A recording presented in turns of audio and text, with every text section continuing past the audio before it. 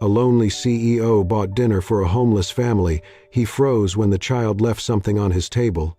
Snow fell in a gentle curtain over New York, dusting the sidewalks in white. The wind, sharp and restless, blew down the avenues, rattling signs and sending scarves flying. It was a Friday night in December, the kind of cold that made people hurry home. Inside a small, Italian restaurant tucked between tall buildings, the golden glow of warm lights spilled out through the frosted windows. The place was cozy, timeless, with red brick walls and flickering candles on every table. Table 7 was always reserved, always untouched until he arrived. Lucas Reed stepped through the door, brushing a few flakes of snow from his charcoal coat. Tall, composed, and sharply dressed, he moved with the confidence of someone used to being in control. But there was something distant in his eyes, something quietly untouchable. Every Friday, for the past 10 years, Lucas came here, ordered the same dish, sat at the same table. Table 7 had once been Lily's favorite, his younger sister. Now it belonged to memory. He didn't need a menu. Fettuccine Alfredo, light wine, still water, he said, as always. The staff nodded. They had grown used to his silence. The quiet man in the corner, a mystery with a platinum watch and a heart no one seemed able to reach. As he waited for his meal, Lucas stared absently out the window, the falling snow catching in the streetlights like floating stars. That's when he saw them. A woman and a small child, standing just outside the restaurant's entrance. The woman was young, maybe late 20s. Her blonde hair curled softly beneath a worn beanie, and her thin coat was clearly too light for the weather. She held a little girl close to her side, both of them peering through the glass at the menu posted on the wall. The girl looked about 6, bright-eyed and pale, with a shock of golden hair barely tamed under her hood. Lucas watched as the woman bent down, brushing the girl's cheek with the back of her hand. The girl shook her head gently, then said something. Through the faint barrier of glass, Lucas caught just a piece of it. "Mom, you eat. I'm not hungry. But when your stomach hurts, mine does too. I don't want you to faint again." The fork slipped from Lucas's fingers. He looked down for a moment, then called over the server quietly. "There's a woman and child outside. Invite them in. Tell them the chef is offering dinner on the house. Do not mention me." The server blinked, surprised, but nodded and went to the door. Moments later, the woman stepped inside, holding her daughter's hand. She hesitated, eyes scanning the room. Every table was full. The server returned, uncertain. "Sir, the restaurant's packed, except..." Lucas looked at the two, still standing awkwardly near the doorway. His eyes lingered on the girl, who was smiling shyly despite her red nose and wind-chapped cheeks. He took a quiet breath, then gave a small nod. "They can sit with me." The server gestured toward table 7. The woman approached hesitantly. "I'm so sorry. We don't want to intrude." Lucas stood and pulled out a chair. "It's fine." She smiled, grateful but unsure, and helped her daughter into the seat beside him. She sat across the table, clutching her gloves nervously. The meal arrived shortly after. They ate mostly in silence. The clinking of cutlery and soft music from the speakers filled the space between them. The girl peeked at Lucas from time to time, her curiosity unfiltered. After a few minutes, she leaned toward her mother and whispered, just loud enough for Lucas to hear, "Mom, he looks like the sad prince in that story you read me." Maya smiled and whispered back, "Shh, sweetie." Lucas stared at his plate, but couldn't stop the small smile that tugged at the corner of his mouth. His first smile in years. But no one noticed. The plates had been cleared, the last bites of dessert long gone, and the air between them had softened just enough for it to feel like a memory more than a moment. Maya offered a quiet thank you, her voice full of warmth and restraint, the kind of gratitude that runs deep but has been spoken too many times to carry full weight anymore. Lucas gave a polite nod, already reaching for his coat draped neatly over the back of his chair. That was when Ellie stepped forward, her little boots padding softly across the wooden floor. She looked up at him with those wide, knowing eyes. "Excuse me, sir. Wait a second, please." Lucas paused, turning slowly. The little girl stood with both hands cupped in front of her, something wrapped delicately in a folded paper napkin. She stepped closer and offered it up to him.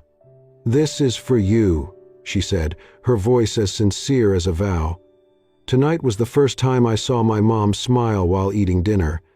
I think that's worth a gift." Lucas blinked. For a moment, he wasn't sure what to say. "This is my favorite thing," she added, a little softer now. "But I think, if you're sad, maybe you need it more than I do." She slowly unfolded the napkin. Inside was a small butterfly-shaped hair clip, pale purple, slightly worn at the edges, but it had been cleaned carefully, as if it meant the world to her. Lucas froze. His eyes locked on the object, and something ancient inside him stirred. His hand, once steady and composed, trembled slightly as he reached out and took the clip. It was exactly the same. Not just similar, identical to the one he had given Lily 10 years ago, on her last birthday. The soft lavender shade, the delicate wing pattern etched into the plastic, the subtle shimmer. It had been part of a custom-designed set. There were only two. One for Lily, one that had never been found after the accident. His fingers curled around the clip, gripping it tighter than necessary. Where did you get this?" he asked, his voice hoarse, barely above a whisper. Ellie tilted her head. "I found it yesterday, on the sidewalk, near one of those roads with the yellow streetlight. It's cold there, but I like walking that way." Maya, overhearing, gently added, "Near the memorial on 5th Avenue. She always insists on walking by that street. I never understood why." Lucas's heart slammed against his ribs. He knew that street. He knew every inch of that crosswalk, the lamppost, the curb, the way the wind always howled down the alley beside it. It was the exact place Lily had been struck by a car, the place she died, the place he had avoided for a decade. His legs buckled slightly as he sat back down, slowly, as if the weight of memory had pressed down on his spine. He stared at the clip, his eyes glassy, unfocused, his breath unsteady. No more words came. None were needed. He clutched the tiny object like it was all that tethered him to the moment, to reality, to something once lost. For a man who had built walls higher than most could climb, that single act from a 6-year-old girl, a gift freely given, had torn a hole straight through. Lucas stepped into his penthouse, the door clicking shut behind him with a soft finality. The city lights stretched endlessly beyond the floor-to-ceiling windows, but the space around him felt hollow, sleek, modern, and soulless. Everything was in its place, pristine, untouched, unlived. He loosened his tie, walked past the dimly lit kitchen, and entered his study. The shelves were lined with books and awards, framed degrees and achievements, a lifetime of success neatly arranged. But he went straight to the small safe embedded behind a panel in the wall. He entered the code with practiced fingers and opened it. Inside sat a single item, a worn wooden box. He carried it to the desk, sat down, and opened the lid slowly, like lifting the cover of a wound that had never truly healed. Inside the box, carefully preserved, were the remnants of a life left behind. A photo, him and Lily, laughing on her last birthday. Her head leaned against his shoulder, her smile wide and free. He had his arm around her protectively, proudly. A folded birthday card. The ink slightly faded, but her handwriting still alive on the paper. "To the best big brother in the world, you always believe in me, even when I don't believe in myself. I'll make you proud. Love you always, Lily." And next to it, wrapped in a thin layer of tissue paper, was the butterfly hair clip. The other one. He hesitated, then reached into his coat pocket and pulled out the one Ellie had given him. He placed them side by side on the desk. Perfect match. Same color, same design, same tiny scratch on the wing. It was impossible. And yet, it was real. His hand hovered over the two clips as memories came rushing back. The last day he saw Lily. The phone call she made, asking if he could pick her up after rehearsal. He had said yes. But something at work came up. A meeting. A decision. Something important, he had told himself. He was only 20 minutes late. She had decided to walk home alone. He arrived to flashing lights, police tape, and silence. He had never forgiven himself. He closed his eyes, pressing his fingers against his forehead, the pain as sharp now as it was then. "I'm sorry, Lily," he whispered. "I should have been there. I promised." The room remained still. No answer came. And for the first time in 10 years, Lucas wept, not the quiet, restrained kind, but the raw, unfiltered sobs of a man who had carried too much for too long. He hunched over the desk, shoulders trembling, tears falling onto the worn wood and the tiny clips that connected the sister he lost to the little girl who somehow, impossibly, brought her back to him. The doorbell above the restaurant chimed as Lucas stepped inside. It had been 6 days since that night, the night the little girl placed a piece of his past into his hands and unknowingly cracked something wide open in his heart. He approached the counter and found the familiar waiter who had served him every Friday evening for years. "I need a favor," Lucas said quietly. He reached into his wallet, pulled out a business card, and placed it on the counter. "If the mother and daughter come back, could you please give her this? Just tell her I'd like to say thank you for everything." The waiter gave a surprised nod. It was the first time Lucas had asked anything like this. For as long as they'd known him, he had always dined alone, said little, and left quietly. A week passed. Then one afternoon, as Lucas sat by the window in his office, his phone buzzed with a call from an unknown number.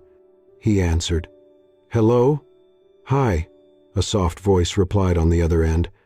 "I was told to call this number if I wanted to say thank you. I think maybe it's the other way around?" Lucas's lips curved into a small, genuine smile. "Maya?" "Yes," she said. "I hope this isn't weird." "It's not weird at all," he replied. "I'm glad you called." They agreed to meet for lunch, something simple. Lucas suggested a quiet cafe near the park. Nothing fancy, just a warm place with good soup and no dress code. A neutral ground. That Sunday, the sky was pale, and the air held a crisp chill. But the sun broke through now and then, spilling soft light across the streets. It felt less heavy than the days before. Lucas arrived early. He wore a simple wool coat, no tie this time. He sat by the window, watching families walk by, his thoughts strangely still. Then he saw them.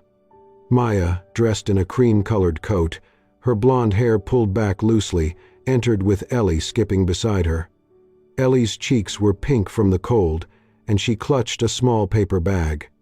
"I found chestnuts in the park," Ellie said proudly. "Mom says we can roast them." Lucas chuckled. "Chestnut roasting, huh? Sounds advanced."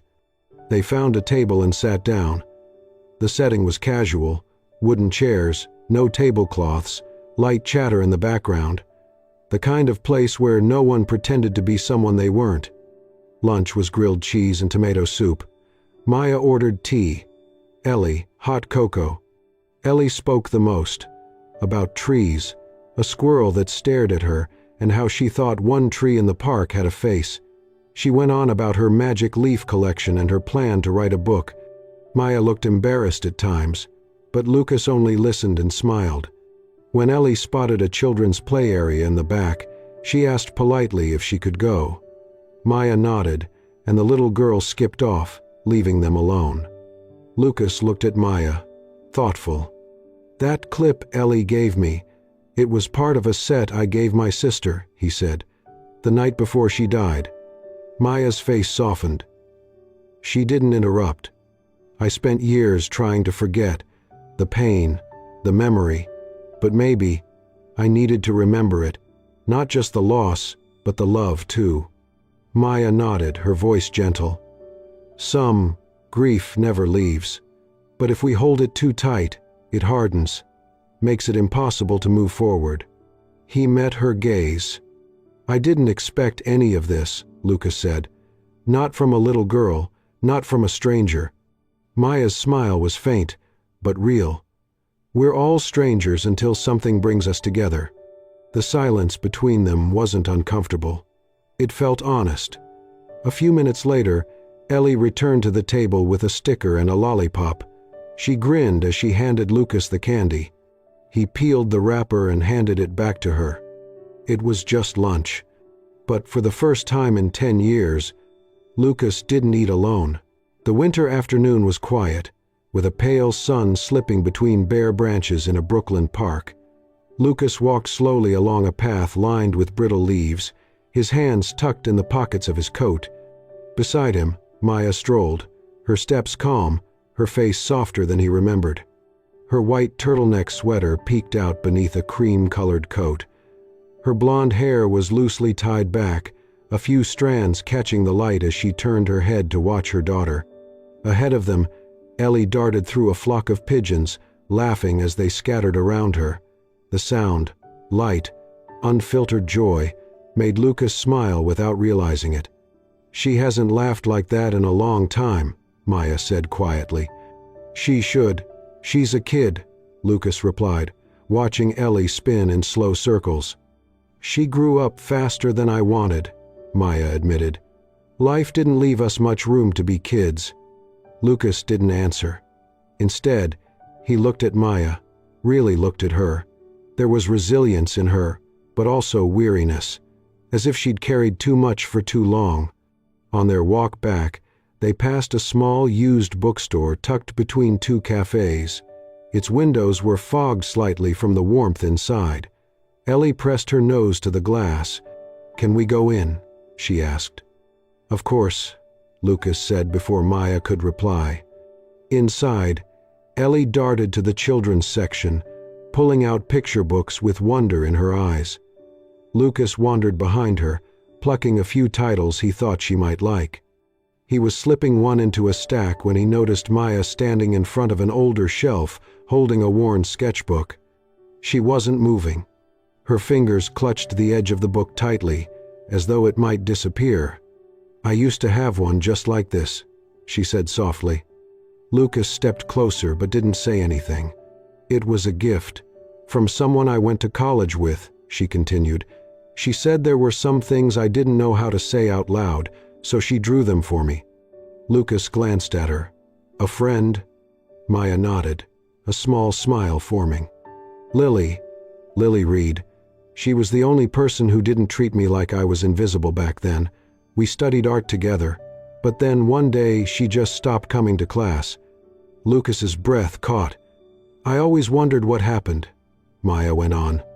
"I was struggling too, lost my scholarship, found out I was pregnant, had to start working nights. I sent her a few emails but never got a reply. I figured she changed schools or didn't want to be found." Lucas reached into his coat and pulled out his phone. After a few taps, he turned the screen toward her. A photo of Lily, smiling under the spring sun, filled the screen. Maya's face paled. That's her," she whispered. Is she okay?" Lucas lowered the phone, his voice quiet. "She was my sister." Maya blinked. Her lips parted, but no words came out. "Lily passed away," Lucas said gently. 10 years ago. Car accident." Maya slowly sat on the wooden bench beside the shelf. Her hands covered her face. "I didn't know," she whispered through tears. I thought she just left." Lucas sat beside her, not too close. "She meant so much to me," Maya said. "She let me sleep in her dorm when I had nowhere else to go. She wrote me a reference letter for a job. I never thanked her properly." Lucas didn't speak. There wasn't anything to say, really. Ellie returned just then, holding a book with a cat on the cover. She stopped when she saw her mother crying. She crawled onto Maya's lap and wrapped her arms around her. "Mama, it's okay, don't cry." Maya tried to smile. "These are good tears, sweetie." Ellie looked over at Lucas. Was the girl who gave you the hair clip? Her? Lucas nodded. Yes. Ellie tilted her head. She didn't disappear then. She just went further than we can walk. Maya hugged Ellie tightly, pressing her cheek to her daughter's hair. Lucas sat in silence, his heart full of something he couldn't quite name. Grief, gratitude, perhaps both. Maybe it wasn't all coincidence. Maybe Lily had stitched something into this world before she left, something that still connected them all. And maybe this wasn't the end of a memory. Maybe it was the beginning of something new. The door opened with a soft chime as Maya and Ellie stepped into Lucas's penthouse for the first time. The place was sleek, white marble floors, polished wood, high ceilings, and floor-to-ceiling windows that framed the glowing skyline. But there was a hollowness to it, a silence that felt too perfect. Until tonight. Ellie kicked off her little boots and ran toward the kitchen island. "It smells like soap and nothing else," she declared with a wrinkled nose. Maya laughed gently. "We'll change that, huh?" Lucas, unsure of what to do with his hands, hovered near the fridge. "I don't really cook," he admitted. "Or use most of this kitchen, honestly." "Well, tonight's the night," Maya smiled. "We're making grilled cheese." She rolled up her sleeves and set to work. Ellie stood on a stool ready to help spread butter on the bread. Lucas, meanwhile, was handed a task, slicing tomatoes. He stared at the tomato, then at the knife, then at Maya. "She's trusting me with this?" "Start slow," Maya teased. "Try not to lose a finger." It was clumsy, messy, tomatoes uneven, cheese a little over-melted, but the scent of toasted bread, laughter, and Ellie's chatter filled the once-silent home. They sat at the dining table with plates piled high. Ellie took a big bite and grinned, cheese stretching comically from her mouth. "This is the best dinner ever," she declared. After dinner, while Maya began tidying up, Ellie disappeared into Lucas's office with a handful of crayons. She returned 10 minutes later with a folded piece of paper and quietly set it on the table. It was a crayon drawing, rough and full of heart. 3 stick figures, a man, a woman, and a child. They were holding hands under a big yellow sun. Over the drawing in wobbly letters it read, "Our little family." Neither Maya nor Ellie said anything about it. But when they left that evening, Lucas tucked the picture into his desk drawer as if it were something priceless. Later, the night deepened. The city outside shimmered through the windows, and Ellie was curled up under a throw blanket on the couch, sound asleep. Maya stood at the sink, rinsing the last plate. Lucas handed her a cup of herbal tea, steam curling into the quiet space between them. "You're not what I expected," she said suddenly. Lucas raised an eyebrow. "And what did you expect?" "I don't know. Colder, more closed off, like everyone says." He smirked, then looked down at his tea. "Maybe it's just because I'm not eating alone anymore." There was a pause, comfortable, like the silence that only exists between people who no longer feel like strangers. Maya laughed at something, a soft chuckle that made her shoulders shake. A strand of hair fell over her cheek. Without thinking, Lucas reached out and gently tucked it behind her ear. His fingers grazed her skin for only a second. But that second felt like something shifting. Maya didn't move away. She didn't speak, either. But her smile, quiet and real, lingered. The moment passed without declaration. No grand gesture, just warmth where there used to be none. When it was time to leave, Lucas helped Ellie into her coat. She looked up at him, eyes wide and serious. "Can I tell you something?" she whispered. "Of course," Lucas replied, kneeling to her level. "I think you're like a superhero," Ellie said. Lucas blinked. "A superhero?" "Yeah," she nodded. "But not the kind that fights bad guys. The kind that's strong because they have a family to come home to." Lucas felt something tighten in his chest. He smiled, pulled her little hat over her ears and whispered, "Thank you, Ellie." After they left, Lucas stood at the window, watching them walk down the street hand in hand. The hallway was quiet again, but not the same kind of quiet. It no longer felt empty. For the first time in years, Lucas didn't dread returning to his apartment.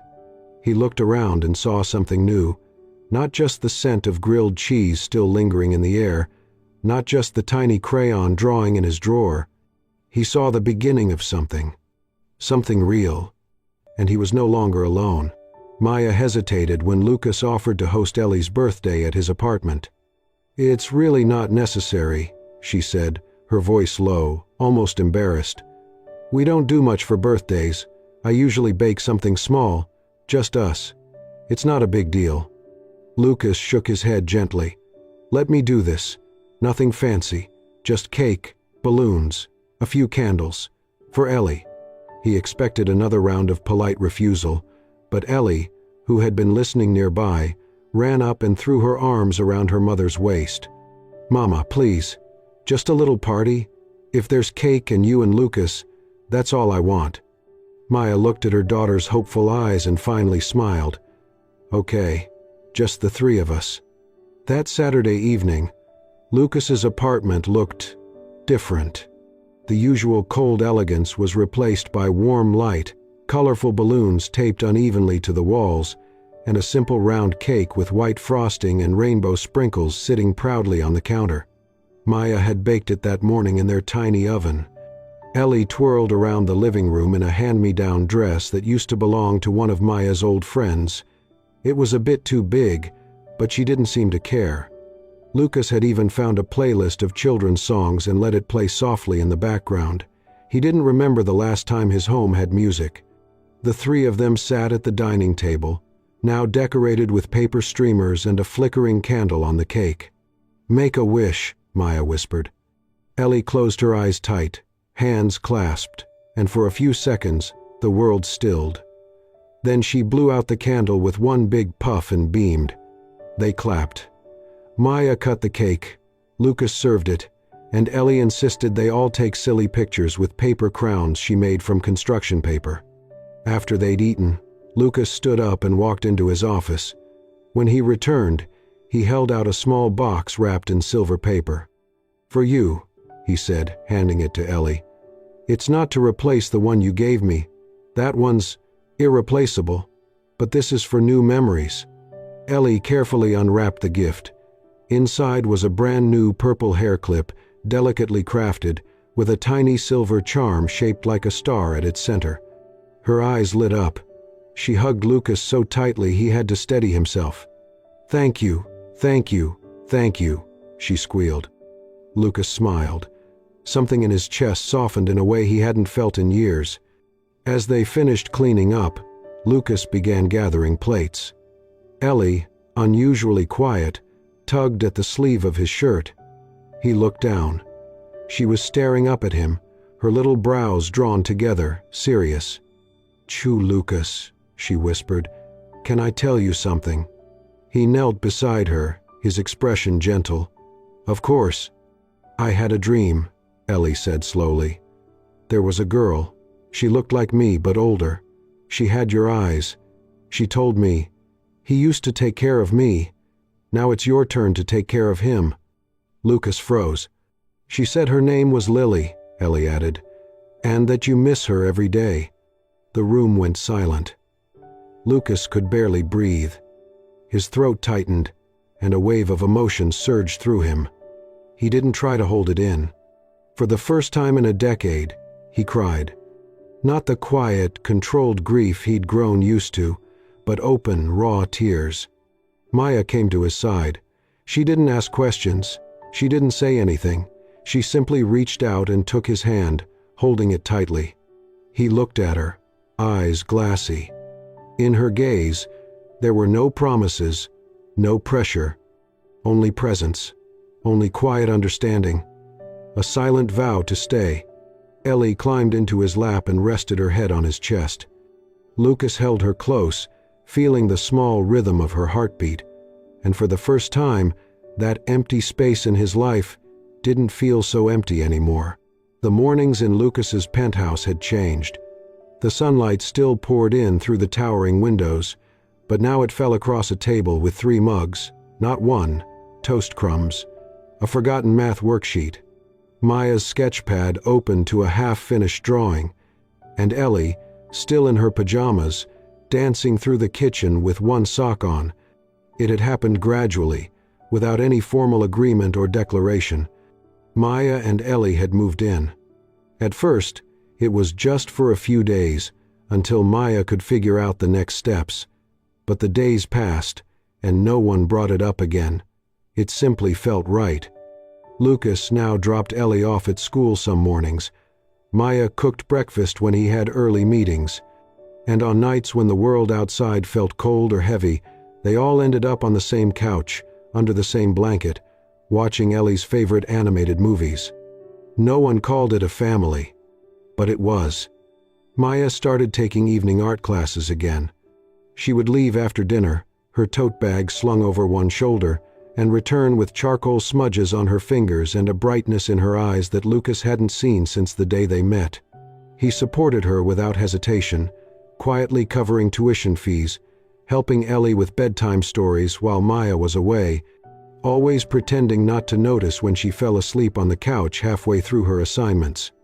Ellie, now with a room of her own, had claimed it completely. The walls were covered in stickers and paper butterflies, her hand-drawn art taped to every surface. She had lined the window with her rock collection and named her pillows after cartoon characters. Lucas would sometimes pause at her doorway at night, listening to her sing softly to herself, her small voice echoing like something sacred. At work, he was still Lucas Reed, the decisive, respected CEO. But there were changes. He didn't stay late anymore. He answered phone calls with a gentler tone. He smiled in meetings, sometimes for no reason at all. And when his assistant asked if something was going on, he simply said, "I guess I finally have a reason to go home." No one questioned it. In his office, the framed picture of Lily remained exactly where it had always been, next to his desk, in a corner only he ever noticed. But now, beside it, was a new photo. Ellie, missing 2 teeth, grinning up at the camera. Maya, in mid-laugh, her hand caught mid-motion as she reached to fix her hair.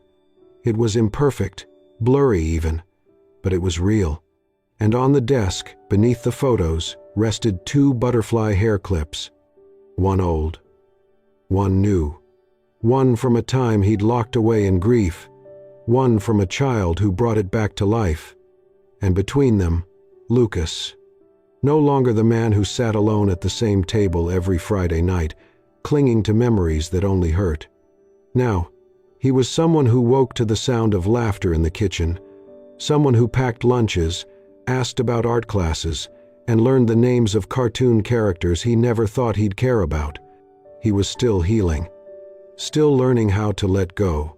But as he watched Maya help Ellie with her backpack, their quiet rhythm of life unfolding like something fragile but steady, Lucas knew one thing with absolute certainty.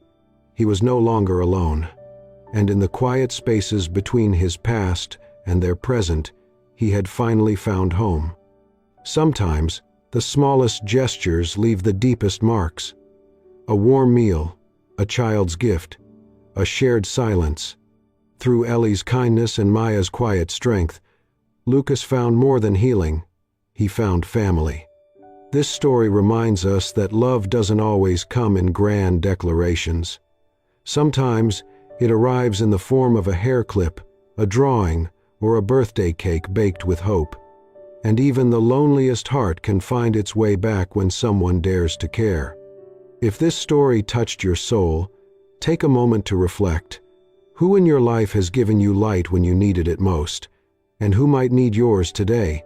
Please subscribe to Soul-Stirring Stories and hit the hype button to support more true, emotional tales that warm the heart. Thank you for being here. Until next time, stay kind, stay open, and let your soul be stirred.